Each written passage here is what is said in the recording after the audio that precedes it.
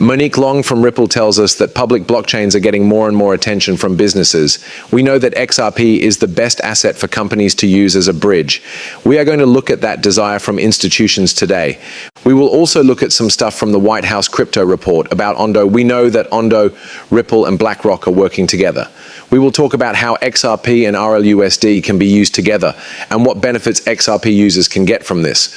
We'll also look into what David Schwartz meant when he said that XRP's use as a bridge in Ripple payments is much bigger than any other currency. This post has a lot of small features that I'd like to look at. Let's begin. What do you think? I also think that another big change from 2016 to now is that big companies are becoming more open to using public blockchains. Like when you and I talked to banks about 10 years ago, there was a lot of fear and people didn't want to go on public chains. That has changed a lot. What do you think? What do you think are the most important things for groups to be able to do in order to join public blockchains? Yeah, I think that back then, to be fair to institutions, the infrastructure wasn't really mature and people didn't get the education that was needed, right? People need a few years and cycles for it to start to click. Along with that teaching, I think Ripple did a great job. To me, Ripple was the first blockchain to really go after the institutions and say, guys, this is 24/7 movement of value, get with the program. Like, so I will say that you were way ahead of your time, but it's clear that institutions are now on board. I think this is because the technology has proven to be reliable enough and, to be honest, better in many ways than what many institutions can offer. Many of the current Trap 5 banks look at stablecoins 24/7 value changes and say, oops, I can't handle that.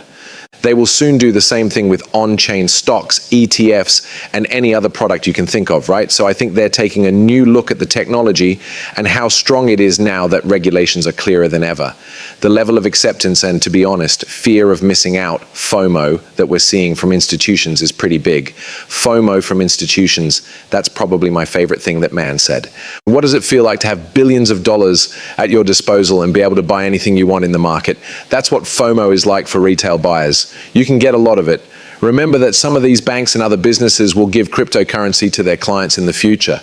Now, there are two choices when it comes to banks. They can buy crypto themselves, keep it for when it's worth more, and then sell it to other people. But banks are more likely to go with the second option. They're going to work with some of the bigger platforms like Coinbase, so you can buy and sell directly from your bank wallet on exchanges. This is going to be really cool. In this case, I also wanted to say that the White House report did talk about Ondo Finance. You said that standard financial assets would be tokenized on the Ondo stack. Tokenization of financial assets would also allow them to be moved around the world 24 hours a day, 7 days a week, and stored privately. And I wanted to break up the relationship between Ripple and Ondo because I think a lot of people don't fully understand this. Thus, I chose to straight away begin this. Let's try to get a better grasp on this. Ripple and Ondo have joined forces to bring Ondo's tokenized US Ondo short-term US government treasuries OUSG, a type of US treasuries, to the XRP ledger. The goal of this partnership is to let qualified institutional buyers mint and redeem OUSG directly on the XRP ledger. Use RLUSD, Ripple's enterprise-grade USD-backed stablecoin, as the middle ground for OUSG action to ensure 24/7 settlement and liquidity. Here are some of the most important information and steps for how everything will work. Support for assets. The OUSG ticket is a digital version of short-term US federal government bonds backed by BlackRock's USD Institutional Digital Liquidity Fund. Always keep in mind that the US bond market is worth $29 trillion. The world's bond market is worth a lot more than $80 to $100 trillion. After some thought, you can see that a lot of this value will eventually end up on these networks and blockchains. Interoperability on the blockchain is talked about.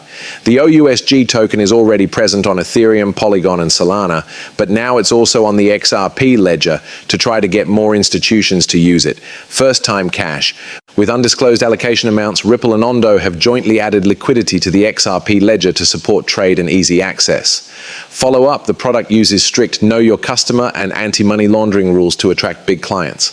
Compliance tools like decentralized identities, DIDs, and on-chain credential management are built right into the XRP ledger, 24 hours a day. By minting and redeeming OUSG using the RLRC stablecoin, institutions can get to US government yields at any time, without having to go through the slower financial rails. It's also important to understand what would happen if you were in a different country and couldn't buy US bonds. If the currency in your country changes a lot, you might not want to keep all of your money in that currency, right? Because one day you could be up a lot and the next day you could be down a lot. So some of these countries or people in these countries will look for safety, and the US dollar has always been safe. I know what you're going to say, Sensei. The US dollar keeps printing money while we lose it. We can all agree, though, that the US dollar is better than some of these other currencies. I think you'd rather hold dollars today than, say, the Russian ruble or the Chinese yuan. In other words, this is what I mean. The partnership and growth are helping to set new records for total value locked, which shows how quickly the DeFi market is being adopted. TVL recently went over 1.36 billion, which is a direct effect of this integration giving more people access. I did want to get right to this. David Schwartz replies, I don't have. This is what David Schwartz meant when he told Andre Vick yesterday that he liked a lot of these things. We made a movie about that, which I put out today. This is David Schwartz, and I don't have it. I don't have the numbers in front of me, but I think XRP is more useful than any other currency as a bridge and for Ripple payments. When it comes to security, I think stable coins win. When it comes to edge use cases, volatile collateral is a pain. Basically, volatility at the on and off ramps is so annoying for almost everything else. As long as you don't mind taking risks, I still believe digital investments are better. Most likely, you'd rather hold most valuable digital goods than cash. I also believe that the XRP ledger will be more useful and valuable if it is used more for real-world banking purposes. That's why XRP has a special place on the XRP record. It's not as likely to be hacked like Ethereum has been.